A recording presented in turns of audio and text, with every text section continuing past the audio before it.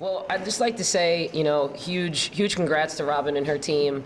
Robin's been somebody I've always been really fond of in this profession. We've kind of gravitated to each other before she even was a head coach at Ashland when she was an assistant. So we've known each other for a while. I think she's put together a heck of a program.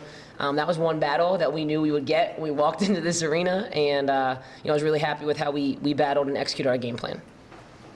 You say your name is yeah, Tyler Sacramento, BGSU. Coming into this game, you guys knew you're going to have to battle the crowd. Obviously, the first sellout program history. You guys did that early on. What was the key to that and kind of getting out of the early game?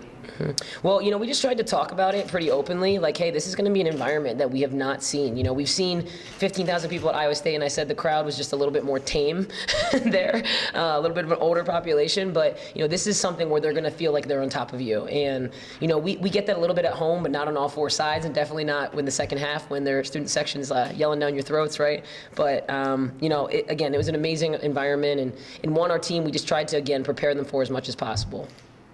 Coaching wasn't intimidated by that. How did they respond to that? Right? You can't talk about it all the time until you actually. I'm sorry, I'm quite. It's very true. Yeah. No, I mean, like I said, like we just kind of what we said. Honestly, it was like 300, the movie, right? It was like us versus the 4,000, right? And honestly, it was like that's what we talked about. And everyone, I was like, y'all got a lot of fans in here. Everybody's wearing Columbia on their chest.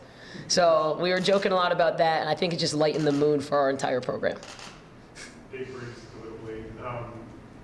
Just given how small this gym is and just how noisy it was, where would you rank this atmosphere in your career?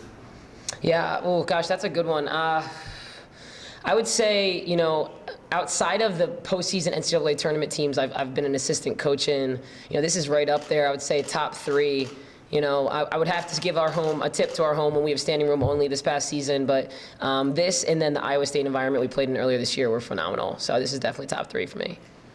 Coach Michael Burrow from Toledo Blade, just your offensive pace, then especially at the start of the game, I think kind of threw BG off guard a little bit. Obviously that's the strength of you guys scoring. How big was just the fast-paced play and just putting up shots right away?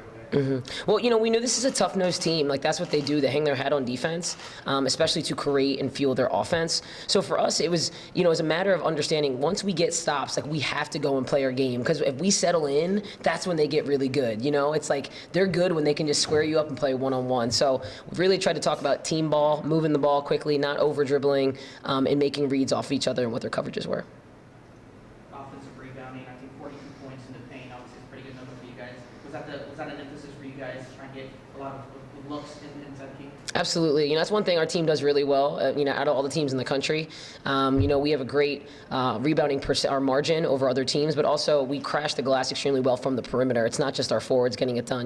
Our point guard averages 2 a game. Our shooting guard, she averages 1.5 a game. Our other guard averages 1 a game. So we kind of just get it done by committee and put a lot of pressure. We call it tagging up, where all 5 players are kind of going at the ball.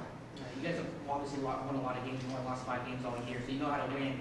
When they kind of got close in the second half to 4 and to 5, what did it take for your team to shoo them off and keep them, Mm-hmm. One, it was just a matter of the third quarter started. It was like nobody scored for the first couple minutes there, and I was like, all right, listen, just keep playing our game, and as long as we kept getting stops, we were going to be okay. So, they hit some big shots, credit to them. But once the crowd kind of went crazy, we just tried to kind of lock eyes with our players and be like, all right, let's control pace, let's make sure we're executing, and I thought we did a good job of that today.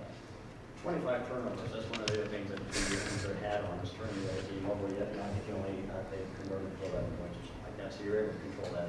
Yeah, that's one thing. That's one big stat we've been talking a lot about is, bad shots and turnovers really ignite other teams' transition push, right? That's when they feel the most comfortable. There's the most mismatches.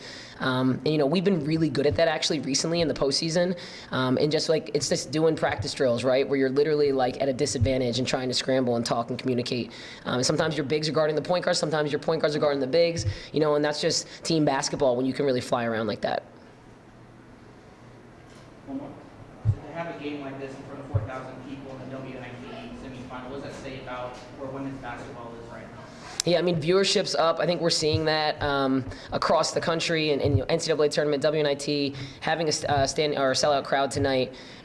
It's only up from here. You know, I really believe that the talent, the level of coaching, you know, having a great coach like across the sideline, like Robin, you know, that's fun. That's what I look forward to, right? Like I get to play chess with somebody, you know, not just our players out there running around. But you know, I think that, like I said, it's only up from here. I'm just excited to see where the game goes, even the next couple years here.